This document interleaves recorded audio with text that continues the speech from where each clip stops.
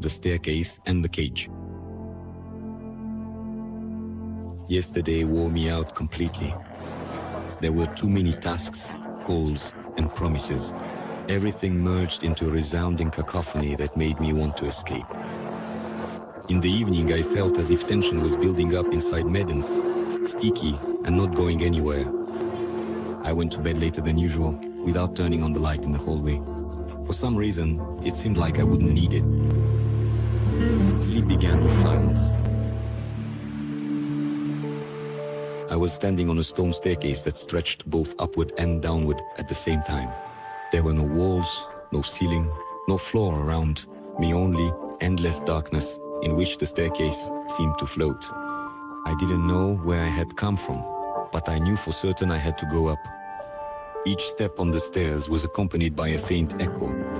At first, everything was calm, but at a certain height, I noticed the steps were getting narrower and the air heavier. I started to suffocate, but stubbornly kept climbing. Soon, a silhouette appeared ahead. A person was sitting in a suspended cage, as if built into the staircase itself. He didn't move. I came closer. His face was hidden in shadow, but his voice rang out clearly. You finally came. I knew you would catch up one day. Who are you? I asked, feeling a chill inside. You? But the one you keep hidden, he replied. And then the cage swayed, and I saw. It really was Mulder, tired, with eyes full of pain.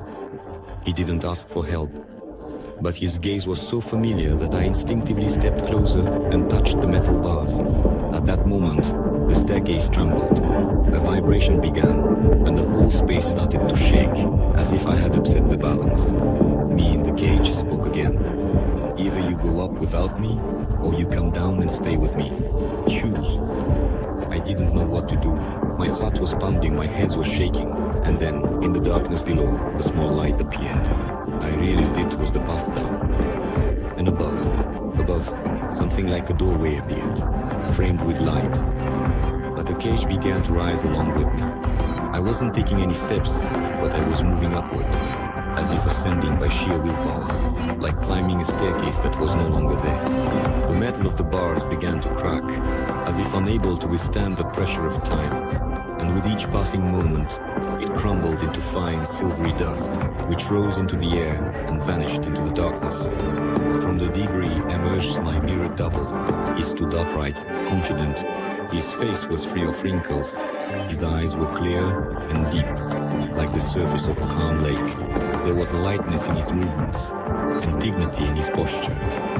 He looked at me without words, but in that gaze there was everything: acceptance, understanding, peace. I felt the heaviness in my chest disappear as the fading voice of fear drifted away into the distance. We silently looked at each other, and in that moment I realized that I was no longer afraid, not of him, not of myself, not of the past, nor of what lay ahead. We merged into one body, like water blending with water, and only then did I notice. The doorway that once seemed distant was now very close. A soft, diffused light was coming from there. It didn't blind me. Instead, it seemed to call out, to warn me, to promise something new. The light streamed not like from a lamp, but as if from the very space itself, live, pulsating.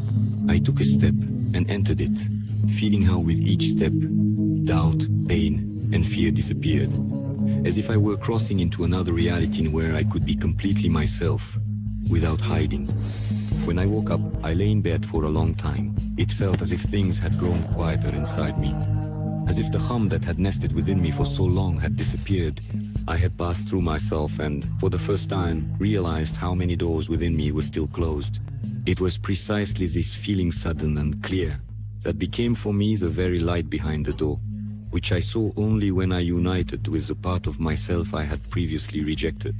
Now I know what it means to meet yourself.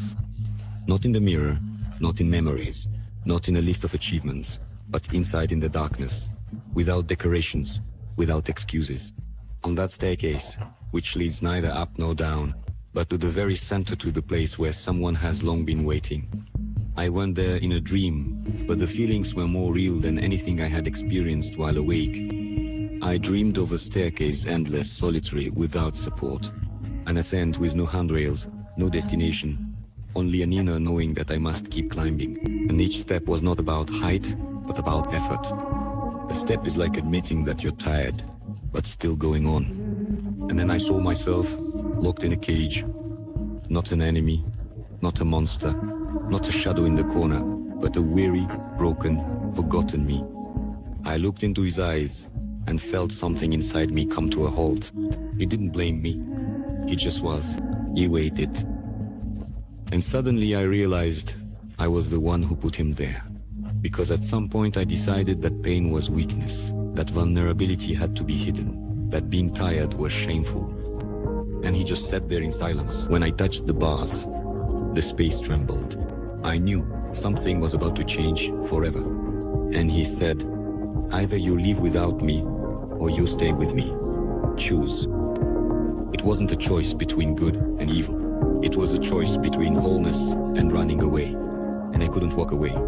I stayed, and the bars disappeared. At that moment, for the first time in my life, I truly embraced my weakness. I didn't defeat it, didn't overcome it, didn't outgrow it, I simply accepted it. And then that forgotten me turned into something else. Calm, clear, whole version of myself, without anger, without fuss, with depth in my eyes. And then, without words, I understood. We had always been one, just divided. We became whole. And only after that did I see how close the door was now, behind which the light was neither blinding nor triumphant, but quiet and alive. It streamed from the space, as if from the very essence of what awaits on the other side. It was not the light of hope, nor a promise of salvation. It was the light of recognition, the light of a place where you no longer have to pretend, where you can simply be. Simply be. I stepped inside, and with every step I felt the tension, the fear, the noise, the masks, all disappear. All that remained was me no longer afraid to be myself, fully, completely. Have you ever encountered yourself in your dreams? The parts of you that you're afraid to show? Share your experiences in the comments. And don't forget to subscribe. There are many more dreams ahead, revealing more than it seems at first glance.